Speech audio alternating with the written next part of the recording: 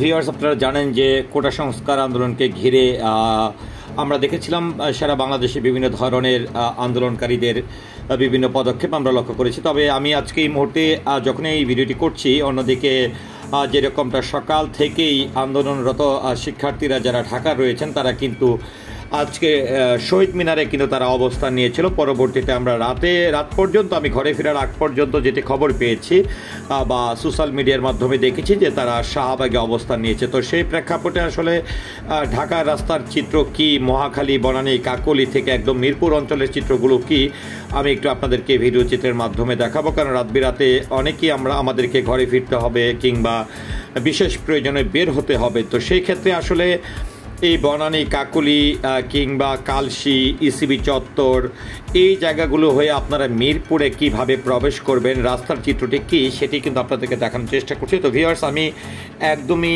বনানী, কাকলী থেকে একদমই যাত্রাটি শুরু করেছি। ঘড়ির কাঁটায় যখন রাত 11:30 বাজে, সেই সময়টিতে কিন্তু আসলে আমি মুভমেন্টটি করেছি। তো সেই প্রেক্ষাপটে ঢাকার বাইরে বা বিভিন্ন দেশের বাইরে যারা আছেন তাদের কিন্তু একটি দৃষ্টি কিন্তু এখানে আছে যে কোটা সংস্কার আন্দোলনকে ঘিরে আন্দোলনরত ছাত্ররা যখন শাহবাগে এই রাত্রেবেলাতে অবস্থান করছে, সেই প্রেক্ষাপটে আসলে এই যে ঢাকা টু ময়মনসিংহ রোড কিংবা বনানী, কাকলী, মহাখালী, কালশী, মিরপুরের রাস্তাগুলোর অবস্থা কি সেটি জানার জন্য এই মুহূর্তে আমি বনানীর যে ফ্লাইওভারটি রয়েছে সেই ফ্লাইওভারটিতে উঠে গেছি। এবং এই ওঠার জায়গাটি হচ্ছে বনানী যে আর্মি স্টেডিয়ামটি রয়েছে, সেই আর্মি স্টেডিয়ামের ঠিক উল্টো পাশ দিয়ে আমি কিন্তু এই ফ্লাইওভার উঠে গেলাম এবং ফ্লাইওভার থেকে এয়ারপোর্টের রাস্তায় না যেয়ে ওই ফ্লাইওভারই বামের ফ্লাইওভারে ঢুকে গেলাম। অর্থাৎ আমি যাচ্ছি সেই কালশী চত্বরের দিকে।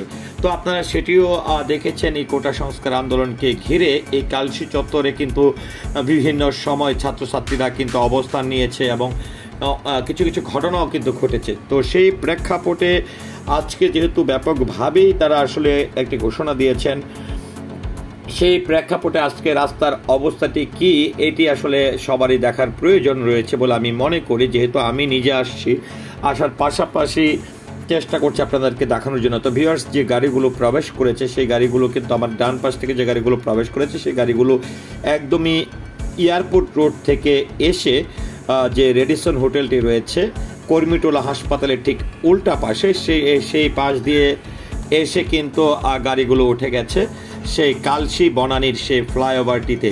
তো এই ফ্লাইওভারটিতে যে কিন্তু একদমই আমি নামবো কালশী চত্বরটিতে। তো সেই কালশী চত্বরে আমরা যেটি দেখেছিলাম 2 আগস্ট আমি যখন বিকেল 3টা সাড়ে 3টার দিকে আসলে যাচ্ছিলাম, তখনও কিন্তু আন্দোলনরত ছাত্রছাত্রীদেরকে এখানে অবস্থান নিতে দেখেছিলাম এবং আইন শৃঙ্খলা বাহিনীদেরকেও আসলে এখানে অবস্থান নিতে দেখেছিলাম। তবে আজকে যখন আমি বিকেল 4টা সাড়ে 4টার দিকে বনানী, কাকলীর দিকে কিংবা মগবাজারের দিকে যাচ্ছিলাম, তখন কিন্তু আসলে একদমই কালশী চত্বরটিকে ফাঁকা পেয়েছিলাম। সেখানে না পেয়েছি আন্দোলনরত ছাত্রছাত্রীদেরকে, না পেয়েছি আইন শৃঙ্খলা বাহিনীদেরকে।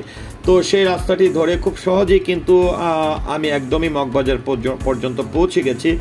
সেই ক্ষেত্রে যে গুরুত্বপূর্ণ জায়গাগুলো ছিল বনানী, কাকলী,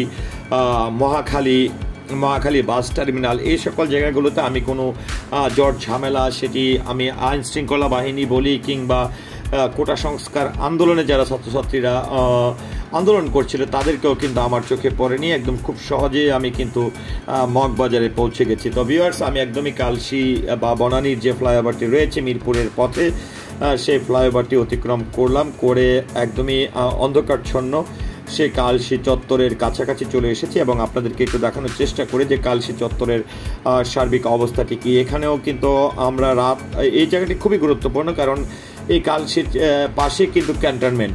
তো সেই প্রেক্ষাপটে এখানে দেখুন, আমরা দূর থেকে আপনারা যে লাইটিং বা চত্বরটি দেখতে পাচ্ছেন, এটি হচ্ছে মিরপুরে প্রবেশ করার, অর্থাৎ এয়ারপোর্ট রোড থেকে বনানী, কাকলী, মহাখালীর প্রবেশ পথ থেকে যদি আপনারা আসলে মিরপুরে প্রবেশ করেন সেই কালশী চত্বরটি। তো কালশী চত্বর থেকে আমি একদমই আপনাদেরকে নিয়ে যাচ্ছি যেটি ইসিবি চত্বর থেকে আমি যেটি ভুল বললাম, যে ইসিবি চত্বর থেকে একদমই আমি নিয়ে যাচ্ছি কালশী চত্বরে। তো কালশী চত্বর থেকে পল্লবী, পূরবী কিংবা মিরপুর 12 ডিএসএস এই সকল জায়গার রাস্তাগুলো রয়েছে। আবার পূরবী, পল্লবী হয়ে মিরপুর 11 হয়ে 6 হয়ে 10-এর বা 1-এর বিভিন্ন রাস্তাগুলো কিন্তু রয়েছে।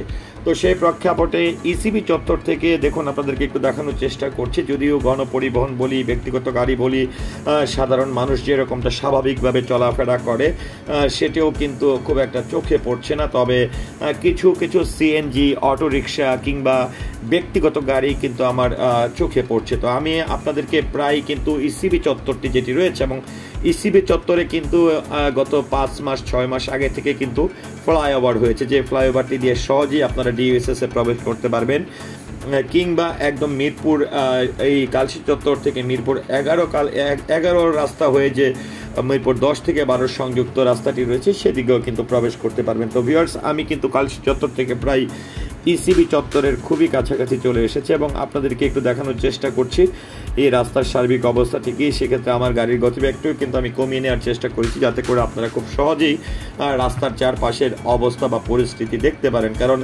প্রত্যেকটি মানুষ আসলে নিরাপদে চলার জন্য যে রাস্তাটিতে বা যে পথটিতে আমরা চলাফেরা করব সেই রাস্তা সম্পর্কে জানা বা দেখা এটি অত্যন্ত প্রয়োজন। আর বিশেষ করে এই মুহূর্তটি আমাদের জন্য খুবই গুরুত্বপূর্ণ। একদিকে কোটা সংস্কার আন্দোলন, অন্যদিকে কারফিউ, আইনশৃঙ্খলা বাহিনীর নিরাপত্তা প্রধান, সব কিছু মিলিয়ে কিন্তু আসলে খুব গুরুত্বপূর্ণ একটি মুহূর্ত আমরা অতিক্রম করছি। তো ভিউয়ার্স, আমি কিন্তু কালশির যে ফ্লাইওভারটি রয়ে গেছে সেই কালশি ফ্লাইওভারে উঠে গেলাম, এবং কালশি ফ্লাইওভারে উঠে যাওয়ার পর ঠিক কালশি ফ্লাইওভারের যে চত্বরটির একদম উপরে যাওয়ার পরে আপনাদেরকে একটু রাস্তার দিক নির্দেশনা আমি দিব। তো এখান থেকে এসে আপনারা দেখতে পাচ্ছেন যে একটি সাইনবোর্ড রয়েছে। তো এই সাইনবোর্ডটি অতিক্রম করেই যদি আপনারা সামনে ডান দিকে চলে যান তাহলে